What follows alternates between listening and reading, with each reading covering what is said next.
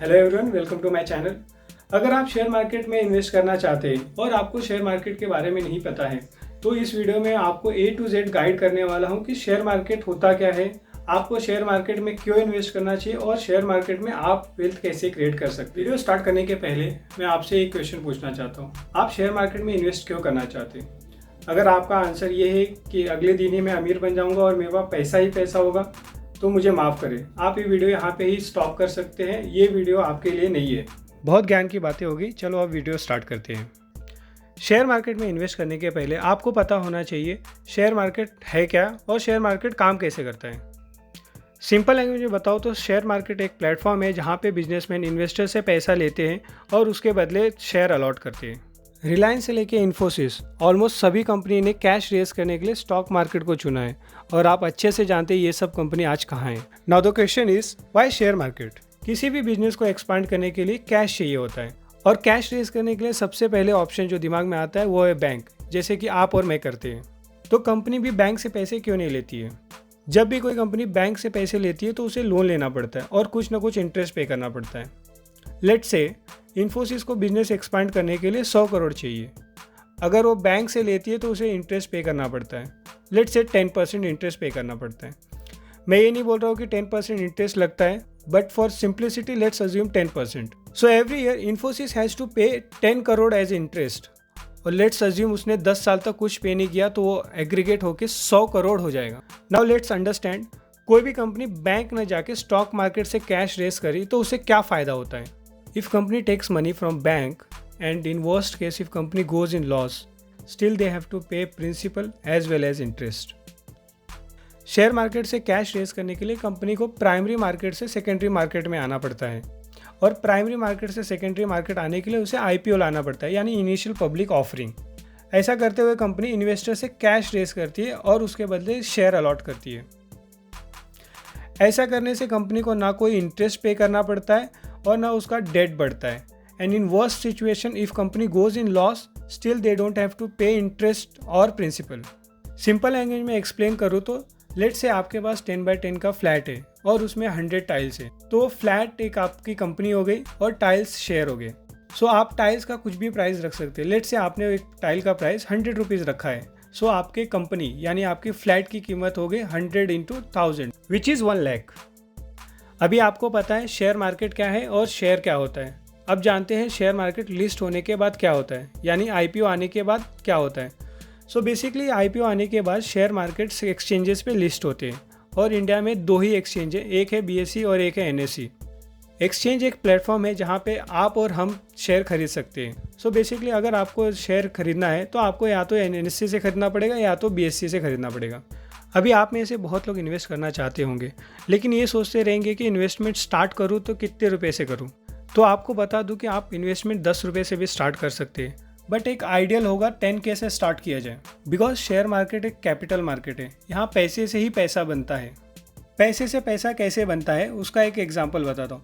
इन्फोसिस का IPO 1993 में आया था और उसका शेयर 95 था। अगर आपने 10,000 इन्वेस्ट किया होता तो उसकी वैल्यू 16 करोड़ हो गई होती और इसके साथ साथ आपको 21 लाख का डिविडेंड भी मिला होता। ऐसे ही अगर आपने विप्रो के IPO में 10K इन्वेस्ट किया होता और उसको अभी तक होल्ड किया होता तो उसकी वैल्यू 900 करोड़ हो गई होती और उसके बाद जो डिविडेंड मिलता वो अलग। Now let's understand what is dividend. जब कोई कंपनी अपने प्रॉफिट में से थोड़ा सा अमाउंट इन्वेस्टर्स को देती है उसे हम डिविडेंड बोलते हैं। फॉर एग्जाम्पल डीमार्ट ने आज तक कोई भी डिविडेंड नहीं दिया है। इसका मतलब ये नहीं है कि डीमार्ट ख़राब कंपनी है। डिविडेंड देना नहीं देना ये कंपनी का इंडिविजुअल चॉइस रहता है। अगर आपने विप्रो के IPO के टाइम पे 100 शेयर लिए होते तो वो 100 शेयर आज के टाइम पे 1 करोड़ 92 लाख शेयर हो गए होते। Yes, you heard it right. जब भी किसी कंपनी का प्राइस बहुत बढ़ जाता है तो वो कंपनी बोनस या स्टॉक स्प्लिट करके उसका प्राइस कम करती है। अगर किसी कंपनी ने 1:1 का बोनस दिया, इसका मतलब ये नहीं कि आपके पास जितने शेयर है उसका वैल्यू डबल हो जाएगा। इसका ये मतलब है कि आपको 2 शेयर मिल जाएंगे और शेयर का प्राइस हाफ हो जाएगा। फॉर एग्जांपल किसी कंपनी का प्राइस 100 रुपये है और उसने 1:1 का बोनस दिया है तो आपके पास 50 रुपये के 2 शेयर हो जाएंगे। जैसा कि आप स्क्रीन पे देख सकते हैं विप्रो ने 11 बार बोनस दिया और 2 बार स्प्लिट किया है। Now the next question is how can I buy a share? So to buy any share you need demat and trading account. India में 300 से ज़्यादा सेबी रजिस्टर्ड ब्रोकर्स है जहाँ पे आप trading and demat account open कर सकते हैं। मैं रिकमेंड करूँगा कि आप ज़ेरोधा में अकाउंट खोलें क्योंकि ज़ेरोधा बहुत ही यूज़र फ्रेंडली है, आपको ईजिली समझ में आ जाएगा। ज़ेरोधा में अकाउंट खोलने के लिए लिंक मैंने डिस्क्रिप्शन में डाल दिया है, आप कुछ ही मिनटों में अकाउंट ओपन कर सकते हैं। आपको कोई भी क्वेरी है तो आप कमेंट सेक्शन में मुझे बता सकते हैं। अब आप सोचते रहेंगे मुझे ट्रेडिंग और डीमैट अकाउंट क्यों ओपन करना चाहिए, तो बता दूं, कोई भी शेयर खरीदने के लिए आपको पैसे की ज़रूरत पड़ती है। सो वो फंड आप सेविंग अकाउंट से ट्रेडिंग अकाउंट में डालते हैं और इस ट्रेडिंग अकाउंट के फंड से आप शेयर खरीद सकते हैं। और जब आप शेयर खरीद लेते हैं तो वो शेयर डीमैटेरियलाइज्ड फॉर्म में डीमैट अकाउंट में रहता है। Now the next question would be which share to bye.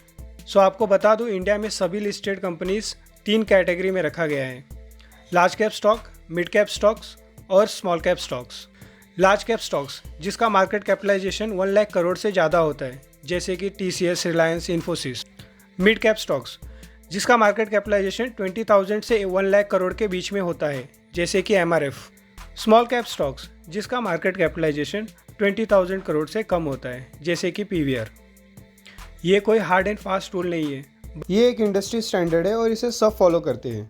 According to me you should start small but you should start with large cap companies like TCS, Infosys, Reliance and DMart.